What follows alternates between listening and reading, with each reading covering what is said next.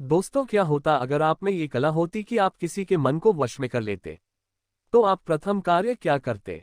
उसका आप कितना सदुपयोग और कितना दुरुपयोग करते? काश आप इन 3 प्रश्नों का उत्तर दे पाते। पर जो भी हो, बात तो हम आज इसी विषय पर ही करेंगे। दोस्तों, किसी के मन को कैसे नियंत्रित करते हैं और कैसे किया जाता है, इन सभी बातों को ही हम आज के इस वीडियो में समझेंगे।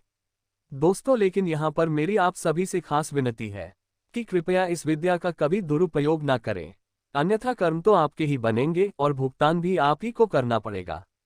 जैसा कि श्रीमद् भगवद गीता में जैसा कहा गया है कि कर्म का फल तो उसे ही मिलता है जो कर्म करेगा, चाहे वह अच्छा हो या बुरा। तो कृपया इस विद्या का कभी गलत प्रयोग ना करें। तो दोस्तों, ज्यादा समय ना लेते हुए वीडियो को शुरू करते हैं। दोस्तों, मन सबके पास है और ये दिखता नहीं, केवल एक आत्मा की भांति अदृश्य रहता है।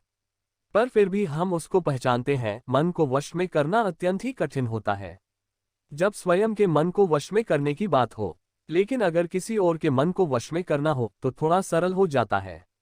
इंसान सलाह दूसरों को देने में सरलता अनुभव करता है। इंसान पर जब स्वयं की बात हो तो अत्यंत कठिन होता है वह सलाह को मानना। दोस्तों, ठीक ऐसा ही मन होता है।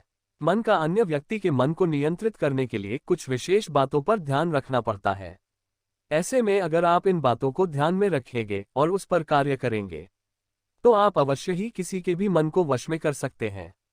इस कार्य में न केवल आपके अहंकार क्रोध की ही नहीं बल्कि धैर्य की भी परीक्षा होती है। इसलिए ये कार्य तभी करें जब आप धैर्य रख पाओ और क्रोध को नियंत्रित कर पाओ। अगर नहीं कर सकते तो कृपया ये प्रयोग ना करें, क्योंकि यह विपरीत क्रिया से आपको हानि भी हो सकती है। दोस्तों, गुरुत्वाकर्षण बल के प्रणेता न्यूटन ने कहा है कि क्रिया और प्रतिक्रिया एक समान और विपरीत होती है। ये स्मरण रखते हुए ये कार्य करें। तो चलिए जानते हैं इस विधि को। दोस्तों, प्रथम तो आपको लगातार 1 माह तक सुबह 4 से 5 बजे उठकर आपको स्नान इत्यादि करके ध्यान करना है, जो आधे घंटे के लिए होना चाहिए। इस ध्यान में आपको केवल अपनी सांसों को केंद्रित करना है। 1 माह के पश्चात जब आपको लगे कि आपका ध्यान ठीक तरह से होता है, तब आपको केवल और केवल 10 दिनों तक अपने आज्ञा चक्र यानी अपने दोनों भौहों के मध्य पर ध्यान करना है, जो केवल 10 मिनट प्रतिदिन होना चाहिए। उसके पश्चात जब आपको लगे कि आपका आज्ञा चक्र पे ध्यान लग रहा है, तो आपको जिसे वश में करना है उसकी कोई फोटो रखनी है और खास चेहरे की फोटो होनी चाहिए। उसके 2 आंखों के मध्य में थोड़े ऊपर के भाग पर जहां पर तीसरा नेत्र अथवा आज्ञा चक्र होता है, वहां पर ध्यान लगाना है और अपने ध्यान लगाते समय केवल एक ही बात को उस फोटो के आज्ञा चक्र पर स्थापित करना है कि वह आज्ञा चक्र आपकी हर एक बात को सुनेगा और उस पर कार्य करेगा। दोस्तों, ये क्रिया आपको लगातार 2 से 3 माह तक करनी है। ये क्रिया प्रतिदिन आधा घंटा करना है। ये 3 माह की समाप्ति के पश्चात आपको फोटो को हटाकर केवल अपने विचारों से उस आज्ञा चक्र पर अपना ध्यान लगाना है और मन में वही बोलना है जिसे पहले के स्टेप में कहा गया था। दोस्तों, यहाँ पर फर्क केवल फोटो और कल्पना का ही है। यहाँ पर फोटो के बदले आपको कल्पना के माध्यम से उसके आज्ञा चक्र पर ध्यान लगाना है। ये लगातार 1 माह तक प्रतिदिन आधा घंटा करना है। दोस्तों, काल की समाप्ति पर आपको केवल 10 दिनों तक जो आप उनसे करवाना चाहते हैं, वह आपको उसके कल्पित आज्ञा चक्र को आदेश देना है। यह आप 10 दिनों तक करेंगे तो उसको आप वश में कर लोगे।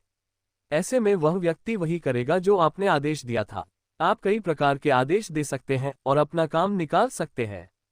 दोस्तों, इसमें ये बात हमेशा स्मरण रखें कि इस विद्या का कभी दुरुपयोग ना करें और जिस व्यक्ति पर आप ये प्रयोग करने की इच्छा रखते हैं, प्रथम उनका आत्मबल जान लें।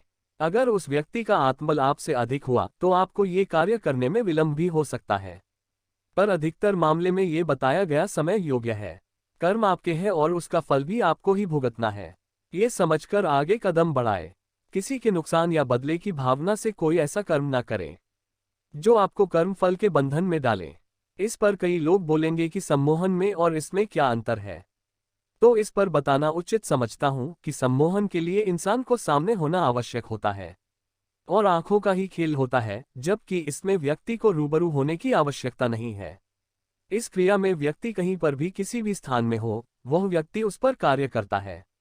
एक प्रकार से ये तंत्र विद्या भी कहा जा सकता है, पर यह सात्विक विद्या है। इसमें अधिकतर लोग दुर्भावना के विचार से करने वाले थक जाते हैं और धैर्य ना होने से छोड़ देते हैं। ऐसे में यह विधि केवल सात्विक विचार वाले ही और धैर्य वाले ही कर सकते हैं। दोस्तों, आशा करते हैं आज का यह वीडियो आपके लिए उपयोगी सिद्ध हुई होगी। आपको ये जानकारी कैसी लगी हमें कमेंट करके जरूर बताएं और इसे लाइक शेयर करना ना भूलें। धन्यवाद।